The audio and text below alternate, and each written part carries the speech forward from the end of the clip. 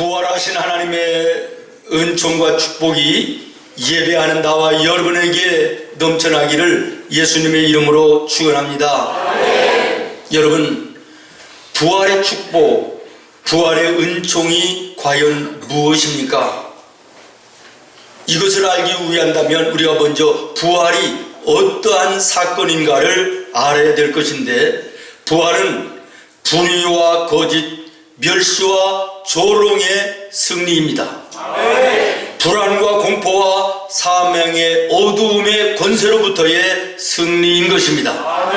그러므로 부활의 은혜와 축복이라고 하는 것은 우리의 인생 속에 불의와 거짓과 멸시와 조롱에 휩싸여 살지 아니하고 여호와 하나님을 찬양하며 기뻐하며 영광 중에 사는 것입니다. 불안과 공포와 사망의 어두움 권세에 눌려 사는 것이 아니라 예수 안에 참된 자유와 참된 평화와 참된 소망 가운데 찬송하며 사는 것이, 이것이 바로 부활의 은총이요 축복인 것입니다. 다시 한번 말씀드립니다. 부활의 은혜와 축복이 나와 여러분에게 충만하시기를 다시 한번 예수님의 이름으로 축원합니다. 우리 함께 인사하겠습니다. 부활을 축하합니다. 부활의 예수님을 만나시기를 바랍니다.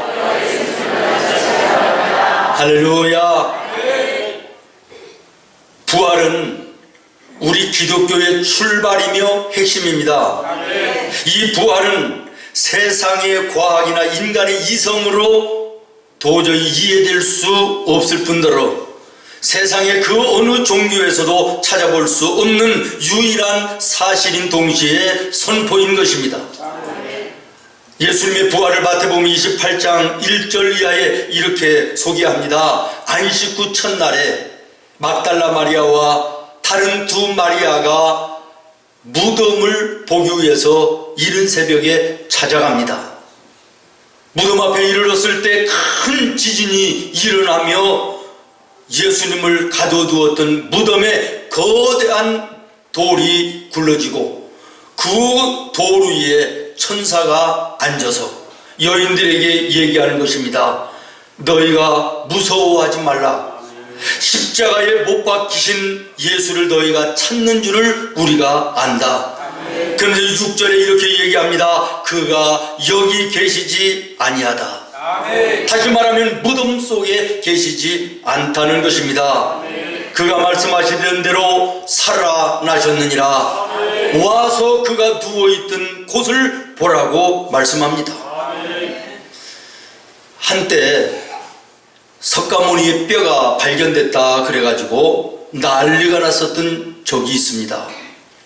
그 뼈를 진열해 놓고 거기에다가 경배하고 수백만의 인도의 사람들은 거리 행진을 하면서 이것을 기념하며 축하를 했다 그럽니다. 이 모습을 지켜보고 있던 선교사 한 사람이 인도 친구에게 이렇게 얘기를 했답니다. 만약 저 사람들이 예수 그리스도의 뼈를 한 조각만 발견했다면 우리 기독교는 이미 산산조각 나고 말았을 것이다.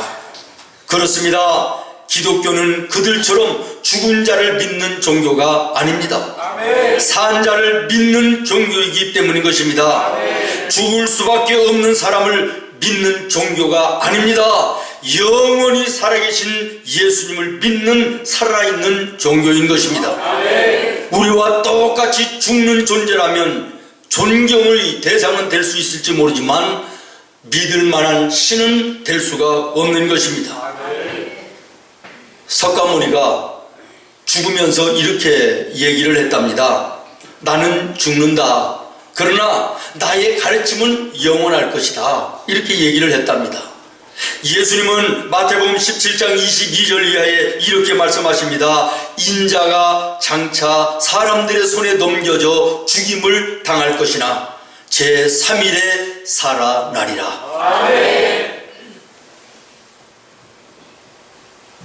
한 회교도가 기독교인 친구에게 이렇게 자랑을 했대요. 우리 회교에는 너희 기독교가 가지고 있지 않는 이런 것이 있다. 사우디아라비아 메카에 가면 우리가 믿는 우리의 신 마호메트의 분묘가 있는데 너희 기독교에는 예수의 묘가 있느냐? 이렇게 자랑을 했답니다. 이 말을 들은 기독교인이 대답을 했습니다. 기독교와 회교의 다른 점이 바로 거기에 있다. 마호메트는 사람이기 때문에 죽어서 썩어서 무덤 속에 갇혀 있지만 예수님은 영원하신 하나님이시기 때문에 사망의 권세를 이기고 부활승천하셔서 지금도 우리와 함께 하신다. 그렇습니다. 사랑하는 성도 여러분, 우리 기독교는 부활의 종교입니다. 죽는 사람을 믿는 것이 아닙니다. 영원하신 창조주 하나님이신 그 부활하신 예수님을 믿는 것입니다. 사랑하는 성도 여러분, 사망의 권세를 깨뜨리고 부활하신 예수님은 오늘도, 아니 지금 이 시간에도 믿는 자와 함께 하십니다. 그러나 안타깝게도 오늘 신앙생활을 한다라는 성도들 가운데도 부활하신 예수님이 마음으로 믿어지지 않는 사람들이 많이 있을 뿐더러 부활하신 예수님을 뜨겁게 만났던 그때는 옛날 이야기가 되어져 버리고 오늘 환경과 이런저런 이유로 부활하신 예수님과 거리가 멀어지고 뜨거웠던 주님 사랑하는 마음은 싸늘하게 식어진 모습으로 신앙의 길을 걸어가는 자들이 너무나도 많이 있는 것입니다. 오늘 본문의 말씀이 부활절을 맞는 우리 모든 성도들에게 하나님의 크신 깨달음과 은혜와 또한 도전 그리고 거룩한 결단이 이루어지는 말씀이 되기를 예수님의 이름으로 축원합니다. 오늘 본문은 우리가 너무나도 잘 아는 말씀인데요, 사실은 13절부터 읽어야 위아래의 문맥이 연결이 되어지는데 시간 관계상 중간에서부터 읽었습니다. 예수님이 십자가에 돌아가시는 모습을 바라보던 제자 중에 2명이 마음의 실망과 절망감을 가지고 낙심한 상태로 이제 자기들의 고향 엠마오로 돌아가고 있는 것입니다. 그들이 가면서 이야기를 나눴다 그랬습니다. 무슨 이야기를 나눴을까요? 야, 예수님이 그렇게 허무하게 그렇게 힘이 없이 돌아가실 줄은 몰랐다. 정말 저 예수님이 우리나라를 로마의 학정에서 구원하고 배고픈 우리 백성들에게 먹을 것을 주며 목자 없는 양같이 유리하는 우리 백성들을 잘 인도해 줄 지도자인 줄 알았는데 저렇게 힘없이 죽을 수 있단 말이냐? 우리의 생활을 다 팽개치고 3년이나 예수님을 따라다녔는데 저렇게 예수가 힘없이 죽다니. 그러면서 그들은 실망하고 낙심하여 내려가고 있는 중이었습니다. 그때에 부활하신 예수님이 엠마오 도상까지 그들을 찾아오십니다. 그리고 그들에게 말을 붙이시는 것입니다. 그런데 여러분 보십시오. 16절에 그들의 눈이 가려져 부활하신 예수님인 줄을 알아보지 못했다는 거예요. 여러분, 지금 옆에 찾아오셔서 나에게 말을 붙이시고 나와 함께 걸어가시는 부활하신 예수님을 그 제자들은 영적인 눈이 가리워져서 알아보지 못했다. 오늘로 얘기하면 우리가 부활의 아침에 부활하신 예수님을 찬양하며 예배하며 앉아있는 이 자리에서도 어떤 사람은 영적인 눈이 가리워져서 부활하신 예수님을 보지 못하고 만나지 못하고 진정으로 예배하지 못하는 사람들이 있을 수 있다는 것을 말씀하고 있는 것입니다. 오늘 우리가 부활하신 예수님을 이 자리에서 예배하고 있지만 우리의 영의 눈을 열어 부활하신 예수님을 우리의 영의 눈으로 우리의 마음으로 바라볼 수 있어야 될 줄로 믿습니다. 무슨 얘기를 하고 있느냐? 그러면서 예수님이 제자들에게 말을 건네십니다. 17절에 이렇게 얘기합니다. 예수께서 이르시되 너희가 길 가면서 서로 주고받는 이야기가 뭐냐? 이렇게 물으십니다. 그랬더니 2 사람이 슬픈 빛을 띠고 물러서더라.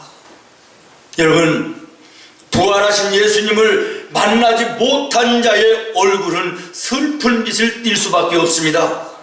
그러나 부활하신 예수님을 만난 자들의 얼굴에는 평안이 넘칩니다. 소망이 넘칩니다. 기쁨이 넘치게 되는 줄로 믿습니다. 오늘 우리가 예배하고 있지만 부활하신 예수님을 만나지 못하면 우리의 얼굴은 슬픈 빛을 띄었던 엠마오 도상의 이 제자들의 모습과 같을 수밖에 없는 것입니다. 부활하신 예수님을 만남으로 여러분의 마음속에 소망이 넘치기를 바랍니다. 우리의 마음속에 소망이 넘치면 우리의 얼굴은 평안과 기쁨의 얼굴이 되는 것이에요. 여러분, 이 시간 여러분의 얼굴을 한번 바라보시기를 바랍니다. 거울이 없어서 안 보이면 옆에 사람 얼굴을 보면 그게 여러분 얼굴입니다. 왜 안 보십니까? 무슨 염려와 근심과 걱정이 그다지도 많은지. 목사님 설교하다가 조금만 잘못되면 내가 달려나가서 끌어내릴 것이다 하는 이런 얼굴 표정으로 바라보는 분들도 한두 명이 아닙니다. 사랑하는 여러분, 부활하신 예수님을 만나기 전에 제자들의 얼굴은 슬픈 빛이었더라.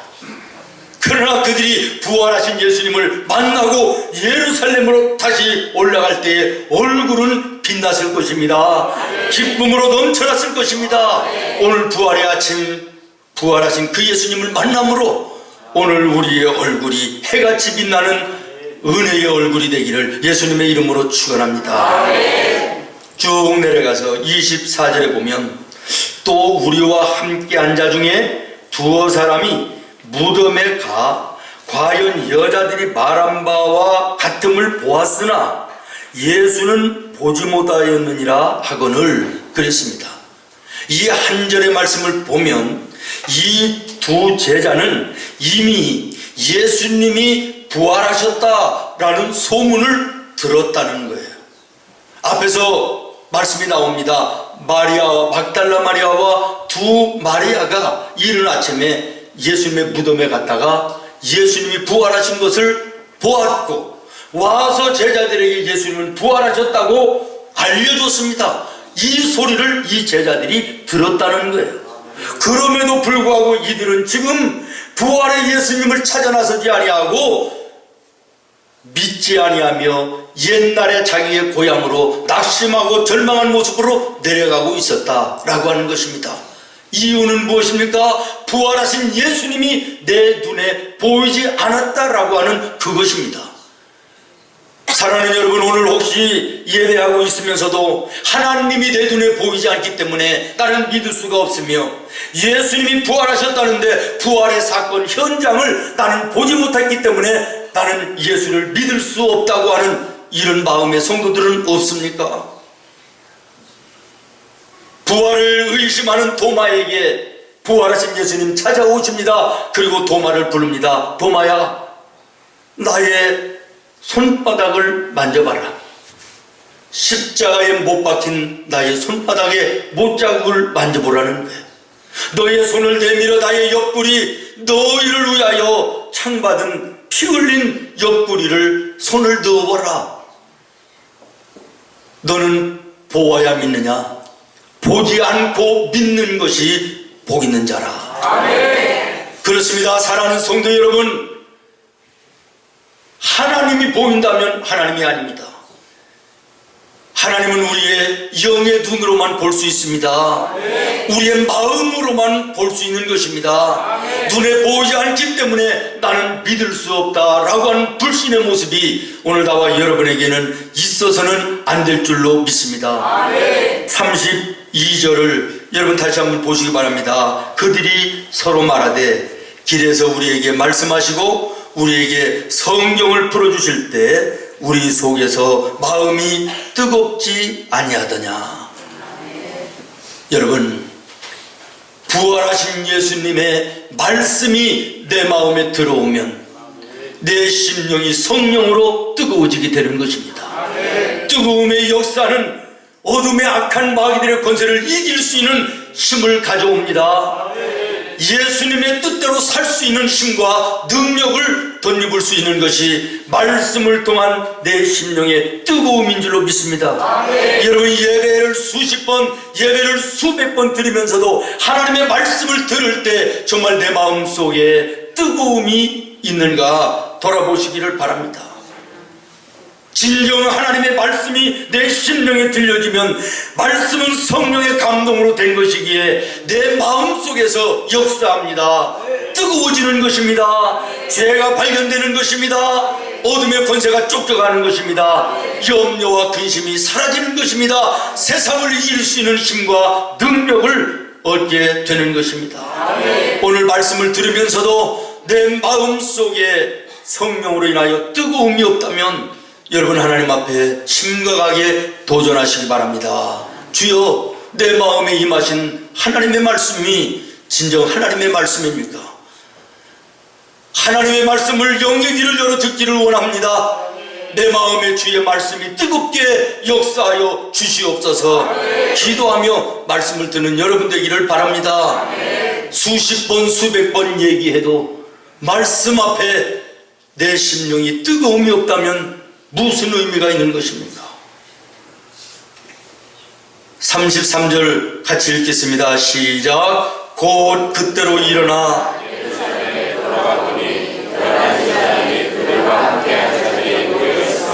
아멘. 곧 그때로 일어나. 그 때가 언제입니까? 부활하신 예수님을 만나 그 말씀을 들어 마음이 뜨거워졌을 때라고 하는 것입니다. 마음이 뜨거워졌을 때라고 하는 것은 자기들의 실존을 발견한 때입니다. 우리가 부활하신 예수님을 만났음에도 우리가 그 예수님을 알아보지 못했다.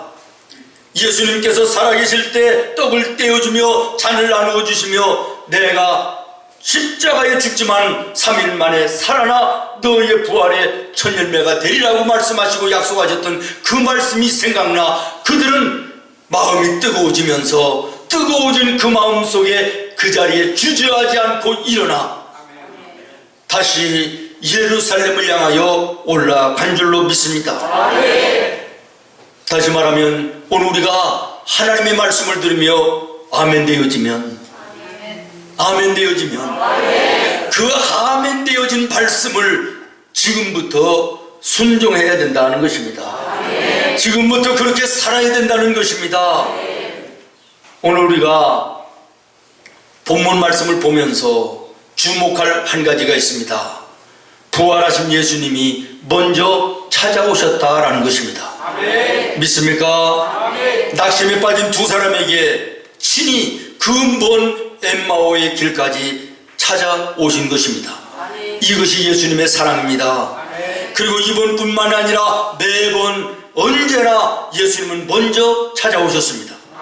요한복음 1장 11절에 보면 우리가 죄인 되었을 때 하나님과 우리가 원수 되었을 때 예수님이 우리를 먼저 찾아오십니다.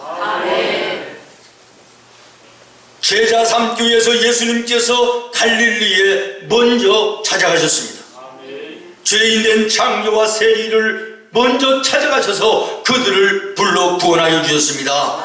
병들고 가난한 자들을 먼저 찾아가셔서 그들의 필요를 채워주시고 그들을 불러주신 줄로 믿습니다. 세상 사람들은요, 이용가치가 있을 때만 찾아옵니다. 이용가치가 없으면 여지없이 뿌리치고 등을 돌리고 도망가는 것이 세상과 사람입니다. 그러나 우리 부활하신 예수님은 낙심하고 좌절한 자, 가난하고 병든 자, 외롭고 홀로 된 자를 먼저 찾아오시고 우리를 만나주시는 것입니다. 필요를 채워주시는 것입니다. 인생길을 동행하여 주시는 것입니다. 그 주님을 만날 수 있는 자격은 하나입니다. 주님, 나는 죄인입니다. 주님, 나는 부족합니다. 그래서 주님이 필요합니다. 이 마음 하나만 가지면 이것이 자격이 돼요. 우리 예수님은 남녀노소 빈부귀천 누구를 막론하고 먼저 찾아오셔서 만나주시는 것입니다. 슬픔과 좌절과 절망의 자리에 있는 분이 계십니까? 낙심과 근심과 불안의 자리에 계신 분이 계십니까? 부활하신 예수님을 바라보시기를 바랍니다. 그 주님이 찾아오시고 여러분을 만나 주실 것입니다. 오늘 설교 제목이 부활 그 능력입니다. 시간 관계로 오늘 낮 시간에는 부활에 대한 말씀만 전하고 저녁 예배 시간에 부활의 능력을 말씀을 드리겠습니다. 오늘 부활의 이 아침 이 세 가지만은 꼭 여러분의 마음에 품고 돌아가시기를 바랍니다.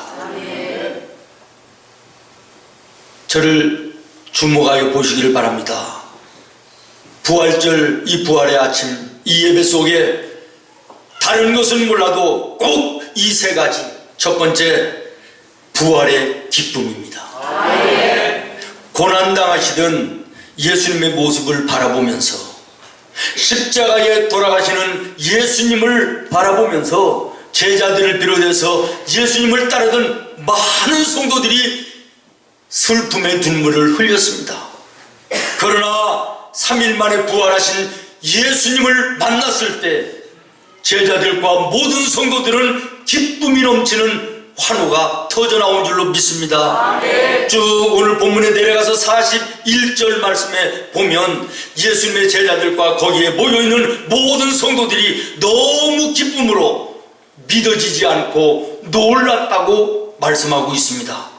그렇습니다. 사랑하는 성도 여러분, 부활하신 예수님을 만나기 전에는 슬픔의 눈물을 흘렸지만 부활하신 예수님을 만난 이후에는 기쁨의 눈물을 흘린 줄로 믿습니다. 여러분들도 마찬가지입니다. 인생길 살아가면서 부활하신 예수님을 만나지 못하면 여러분도 인생길이 늘 슬픔의 눈물을 흘릴 수밖에 없는 인생길 갈 수밖에 없는 것입니다. 그러나 부활하신 예수님을 만나면 기쁨의 눈물, 감격과 감사의 눈물이 여러분의 삶을 풍성하게 할 줄로 믿습니다. 부활의 이 아침 그 부활의 예수님을 만남으로 부활의 기쁨이 여러분의 심령 속에, 가정에, 여러분의 인생 속에 샘물처럼 솟아나는 은혜가 있기를 예수님의 이름으로 축원합니다. 그 다음에 두 번째는 부활의 소망입니다. 요한복음 14장 19절에 내가 살았고 너희도 살아 있겠습니다. 부활하신 예수님을 믿는 자는 너희도 나와 같이 부활하여 영원한 삶을 살 것이라 라고 하는 약속입니다. 예수님의 부활은 믿는 우리의 첫 열매가 되었습니다. 죽어도 영원히 사는 영생의 소망이 된 것입니다. 요한복음 11장 25절로 6절에 나는 부활이요 생명이니 나를 믿는 자는 죽어도 살겠고 무릇 살아서 나를 믿는 자는 영원히 죽지 아니하리라. 할렐루야. 우리가 잘 아는 빌리그레함 목사님이 이런 얘기를 자주 하셨다 그럽니다. 여러분, 내가 죽었다고 하는 소문이 나면 절대로 믿지 마시기를 바랍니다. 나는 죽은 것이 아니라 주소를 이전한 것 뿐입니다. 이렇게 얘기를 했다고요. 얼마나 믿음 안에 멋있는 부활의 예수님을 믿는 성도로서의 아름다운 믿음의 고백입니까? 내가 죽었다는 거 믿지 마라. 죽은 것이 아니라 주소를 이전한 것이다. 이것이 오늘 나와 여러분의 부활의 신앙이 되기를 바랍니다. 저는 오늘 부활하신 예수님을 묵상하면서 우리의 영적인 영생의 부활뿐만 아니라 이런 기도를 했습니다. 하나님, 우리 성도들의 가정마다 사랑의 부활이 일어나게 하여 주옵소서. 싸늘하게 식어지고 슬픔으로 어두워진 가정마다 부활하신 성령의 밝은 빛이 임하여 주소서. 우리의 가정에 어둠이 쫓겨가게 하시고 불화가 쫓겨가게 하시고 교회 같은 아름다운 가정이 되게 하여 주옵소서. 하나님, 우리 성도들의 생업에 축복하여 주셔서 손과 발로 하는 사업장들마다 부활의 역사가 있게 하여 주셔서 어려운 이 시대 경제적으로도 부활하는 하나님의 놀라운 역사를 보게 하여 주옵소서. 영과 육의 아름다운 부활이 나와 여러분에게 있기를 예수님의 이름으로 축원합니다. 마지막으로 한 가지, 세 번째는 부활의 증인이 되어야 됩니다. 오늘 본문은 부활하신 예수님을 다시 만난 두 제자의 행동을 우리들에게 보여줍니다. 33절에 보면 그들이 일어나, 부활하신 예수님을 만난 제자들이 자기들의 고향인 엠마오로 돌아가던 그 자리에서 일어나 이제는 하나님이 예배해야 하는, 하나님을 예배하는 예루살렘 성전이 있는 그곳으로 이제는 돌아갔다라고 하는 것입니다. 그리고 그들은 돌아가서 35절에 이렇게 얘기합니다. 이 두 제자가 길에서 된 일과, 길에서 무엇이 됐지요? 부활하신 예수님을 만난 것을 말입니다. 만나는 모든 사람들에게 알렸다는 것입니다. 부활의 증인이 되었다는 것입니다. 그렇습니다. 사랑하는 성도 여러분, 우리는 부활의 이 아침 부활하신 예수님을 만남으로 기쁨만 누리는 자리에 있어서는 안 됩니다. 소망이 있는 자리로 끝나서는 안 됩니다. 증인의 자리까지 나아가야 될 줄로 믿습니다. 부활하신 예수님을 오늘다가 입술로 나의 삶을 통하여 만나는 모든 사람들에게 전하는 증인의 삶이 나와 여러분의 삶이 되기를 예수님의 이름으로 축원합니다. 오늘 부활절 이 아침 예배를 통하여 다시 한번 부활하신 예수님을 우리가 믿음 안에 만나며 이것으로 끝나는 것이 아니라 정말 우리의 삶을 통하여 부활하신 예수님을 증거해야 될 것입니다.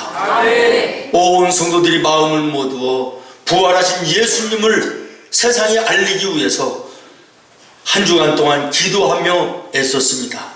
어제는 아침부터 늦은 밤까지 부활의 달걀을 만들어 부서별로 품평회를 준비하고 길거리에 오고 가는 이웃들에게 부활하신 예수님을 알리기 위해서 여러분 들어오시면서 보았겠습니다마는 품평회의 달걀을, 부활의 달걀을 만들었어요. 위를 바라보지 않은 분들은 못 보셨을지 모르겠습니다마는 계단에만 있는 것이 아니라 지붕 위에도 부활하신 예수님을 알리는 달걀 있습니다.